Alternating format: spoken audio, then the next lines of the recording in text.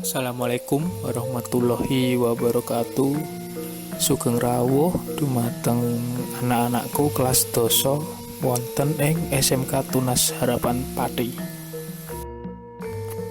Tepangaken kula Bapak Dika Agung Marlianto.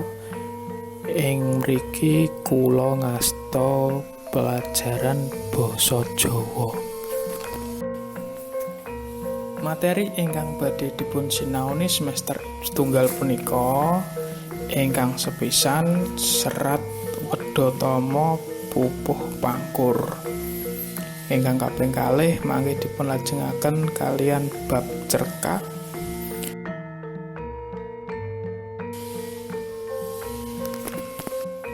Kaping tiganipun pawarta.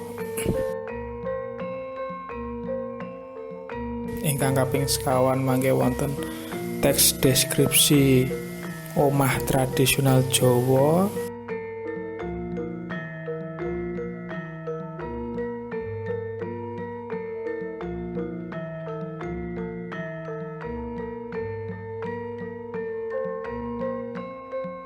Lan bab pungkasan, bab gangsal mangke kita badhe nyinaoni babagan aksara Jawa.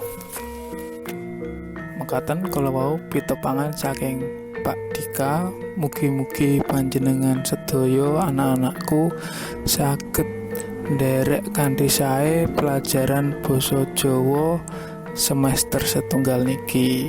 Matur nuwun.